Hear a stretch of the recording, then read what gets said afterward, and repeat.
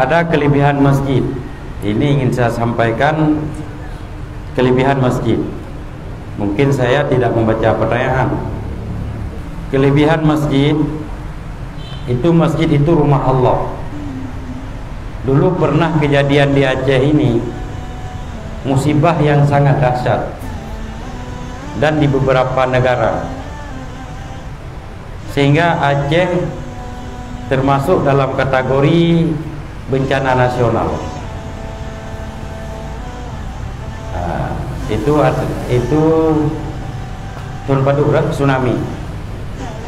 Tetapi semua orang berlindung ke dalam masjid, karena memang masjid salah satu tempat untuk berlindung ketika musibah. Kenapa? Karena masjid itu rumah Allah. Rumah yang paling mulia adalah masjid. Bahkan orang yang ingin nikah, melangsungkan pernikahan, itu pun dianjurkan di dalam masjid. Baguslah dalam masjid. Hari yang paling mulia, di antara hari yang paling mulia, selain daripada hari kelahiran Nabi, apalagi hari dua hari raya Idul Fitri dan hari raya Idul Adha, adalah hari Jumat. Dan tempat yang paling mulia selain daripada Ka'bah dan tempat dikuburkannya jasad Nabi, yaitu masjid. Dan yang paling utama adalah Masjidil Haram, Masjid Nabawi, dan Masjid Baitul Muqaddis, dan masjid-masjid yang ada di permukaan bumi. Itu tempat yang paling mulia. Maka kita mencari perlindungan di masjid.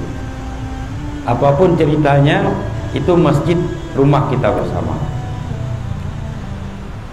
Dalam hadis sahih, Rasulullah bersabda, "Sayati zamanun ala ummati." Akan datang suatu masa kepada umatku, wala yabqa minal islami illa rasmo. Islam itu yang tinggal hanya namanya saja, lain nggak ada lagi. Casing.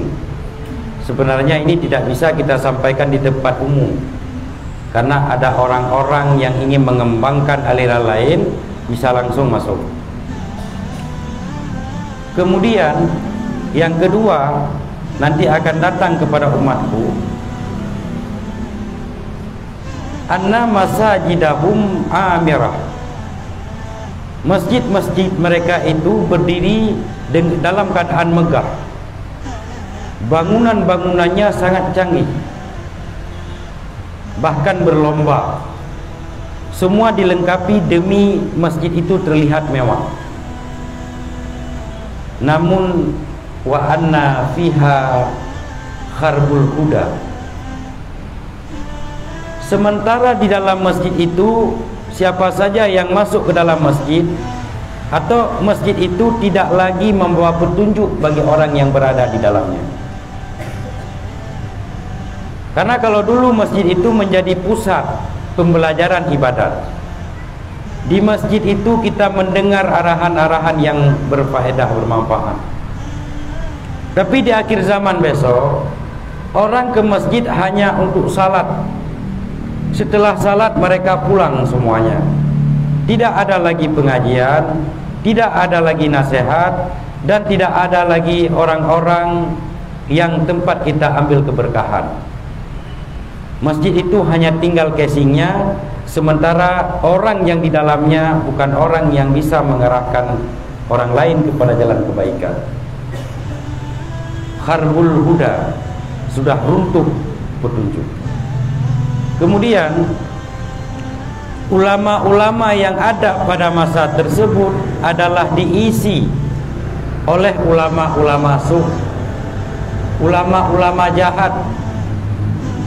Mereka berpenampilan ulama, pakaian mereka ulama, tetapi mereka benci bila Islam ini berkembang. Mereka lebih suka Islam ini biasa-biasa saja. Jangan berkembang.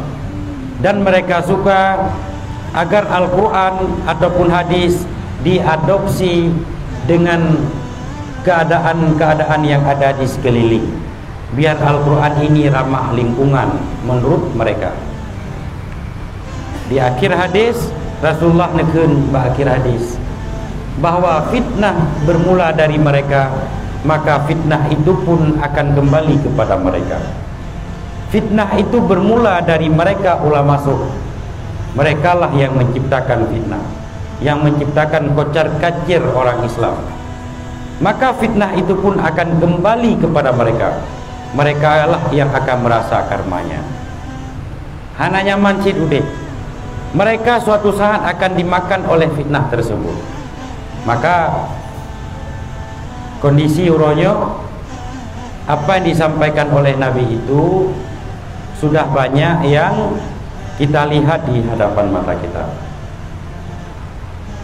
Macam-macam uronyo, macam-macam tuh. Maka sering saya sampaikan bahwa kita jangan mengutamakan ibadat, tapi utamakan pendidikan, utamakan ilmu. Setelah punya ilmu, baru kita beribadat kepada Allah. Jadi masjid itu tempat yang sangat mulia. Kemana saja kita pergi dan di mana saja kita berada, kita tetap harus mencari masjid.